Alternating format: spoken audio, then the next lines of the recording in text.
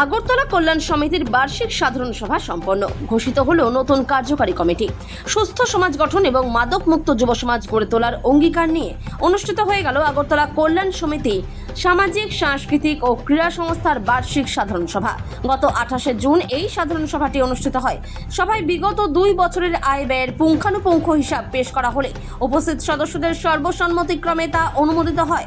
29 June বিকেল ঠিক 3টায় সমিতির আগামী 2 বছরের জন্য নতুন কার্যকারী কমিটির দায়িত্বপ্রাপ্তদের নাম ঘোষণা করা হয়। নতুন এই কমিটি ঘোষণা করেন ক্লাব সম্পাদক তথা আগরতলা 8 নম্বর টাউন বড়দোয়ালি বিধানসভা কেন্দ্রের বিজেপি মণ্ডল সভাপতি শ্যামল কুমার দেব।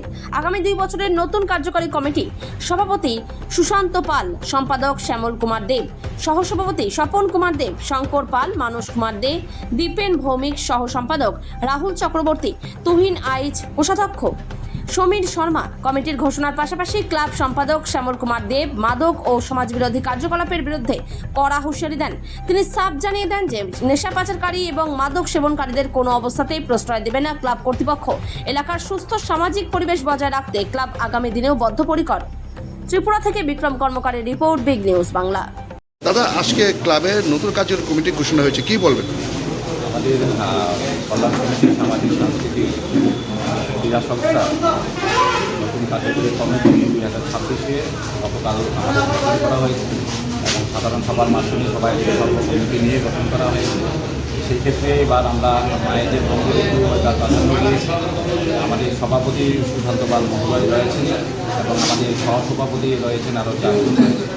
আমাদের এবার আমি যেহেতু শ্যামল কুমার সম্পাদক হিসাবে প্রতিনিধিত্ব করছি, সেক্ষেত্রে আমার 2 জন অ্যাসিস্ট্যান্ট সেক্রেটারি রয়েছে এবং আমাদের বিশেষভাবে কালচারাল কমিটিতে এবার আমরা নিজেদের নিয়ে এসেছি, যেমন স্বর্ণালী ব্যানার্জি ইয়ং জেনারেশন এবং আমাদের আরও ইয়ং জেনারেশন রয়েছে, আমাদের রত রয়েছে এবং আমাদের ছোটো ছোটো যারা ছেলেরা রয়েছে প্রত্যেককে আমরা ইয়ং জেনারেশনকে জড়িত করেছি। আমরা আশা করছি, যেটা আমাদের মাননীয় মুখ্যমন্ত্রী আদরণীয় প্রফেসর ডক্টর মানিক সাহাজি বলে থাকে যে প্রতিটা পাড়াতে ক্লাব হচ্ছে একটা মিনি গভর্নমেন্ট। সেই ক্ষেত্রে আমরা সেই মিনি গভর্নমেন্টকে মাথায় রেখে সবাইকে যেন সার্বিক সমস্ত সুযোগ সুবিধা দেওয়া যায় সেদিকে আমরা লক্ষ্য রাখবো এবং সবার সকলেই অ্যাটলিস্ট সুখে না পারি, আমরা দুঃখে যেন আমরা দাঁড়াতে পারি সেদিকে আমরা খেয়াল রাখবো। সর্বোপরি আমরা এলাকার ডেভেলপমেন্ট এবং বিভিন্ন কালচারাল প্রোগ্রাম থেকে শুরু করে খেলাধুলার জগতে আমরা জানি পরিচালিত ফুটবলে আমরা এডুকেশনে আমরা খেলাধুলা করছি, অংশগ্রহণ করে থাকি। এবারও তার অন্য হবে না, আমরা ভালো টিম করেছি, সেটা নিয়ে আমরা কথা বলবো। শিশু উৎসব থেকে শুরু করে আমাদের মাদার্স ডে থেকে শুরু করে পিঠাপুলি পার্বণ থেকে শুরু করে আমাদের অনেক কার্যক্রম থাকে। তো সেগুলির মাধ্যমে আমরা এলাকাবাসী যারা রয়েছেন অভিভাবকরা প্রত্যেককে নিয়ে ইয়ং জেনারেশনকে নিয়ে আমরা একত্রে থাকবো এবং সকলের পাশে সকলের যেন আনন্দে থাকতে পারে, ভালো থাকা। যদি আমরা ব্লাড ডোনেশন ক্যাম্প করে থাকি আমরা, সেই ক্ষেত্রে আমরা আশা করছি এই কমিটি সবার জন্য খুব ভালো হবে এবং সবার জন্য কাজ করবে।